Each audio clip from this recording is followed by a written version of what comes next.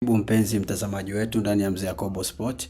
Tuendelee kuangazia tetesi za usajili zilizojiri barani Ulaya. Ikiwa leo ni tarehe 9 March, tuanze moja kwa moja na kule Manchester, ambapo klabu ya Manchester United imemuongeza kiungo wa Bournemouth Mwingereza Marcus Tavernier kama moja ya viungo wanaohitaji kuwasajili katika dirisha la usajili majira ya joto pindi litakapofunguliwa. Manchester United wamekuwa wakihusishwa na wachezaji mbalimbali kwa sasa, hivyo mchezaji huyu naye anaongezwa kwenye hizo rada.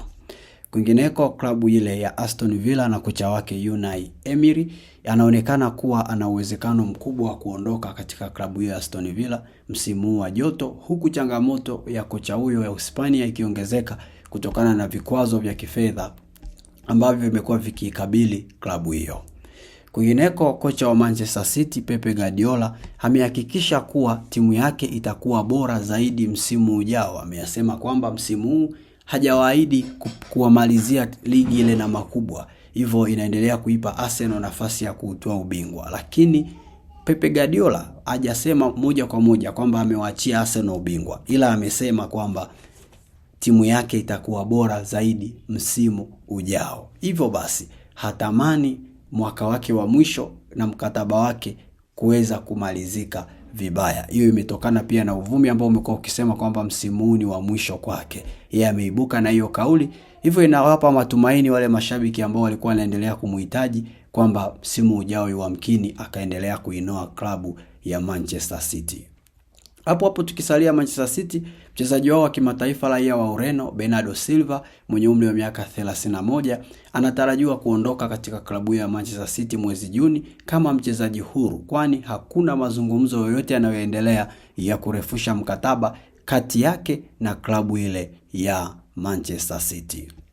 Kwingineko, klabu ya Liverpool ni moja ya vilabu ambavyo vinaendelea kumnyapia kwa ukaribu sana mlinzi wa klabu ya Nottingham Forest Murillo, na wanaamini kwamba wataweza kulipa pauni milioni 70 ambazo zinatakiwa na klabu yake ili kuweza kuinasa saini ya mchezaji huyu ambaye ni moja ya mabeki wakati wanaokuja kwa kasi sana kwenye soko la mpira wa kulipwa huko Ulaya. Hivyo Liverpool wanajiongezea matumaini ya kuinasa saini ya Murillo.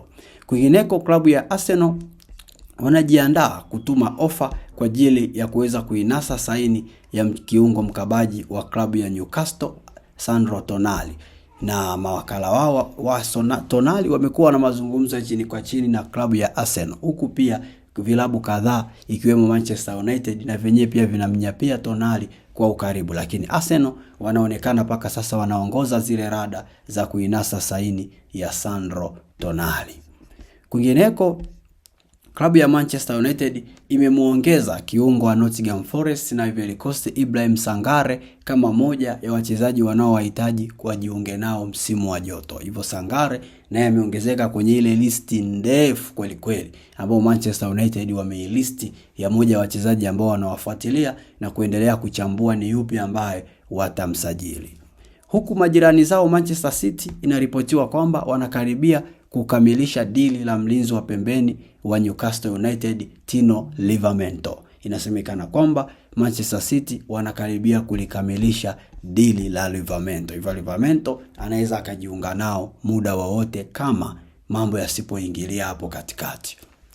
Kwingineko, tuende kule Liverpool. Klabu ya Liverpool inaripoti kwamba juu mchezaji wake Andre Robertson anasema mazungumzo kuhusu mustakabali wake hayajatangazwa hadharani baada ya beki huyo wa kushoto wa Scotland kukaribia kujiunga na klabu ya Tottenham Hotspur mwezi Januari, lakini bado hapajawa na taarifa yoyote ya wazi kwamba ni sahihi ataenda Tottenham au la. Lakini Robertson mwenyewe alishaweka wazi kwamba anajiandaa kuondoka katika timu hiyo. Tumalizie na Arsenal, wako kifua mbele kwenye kinyang'anyiro cha kumsajili kiungo wa Bayern Munich Leon Goretzka, ambaye amesema yeye mwenyewe yuko tayari kuondoka Bayern. Hivyo Arsenal wanaongoza kwenye zile mbio za kumnyaka bwana Leon.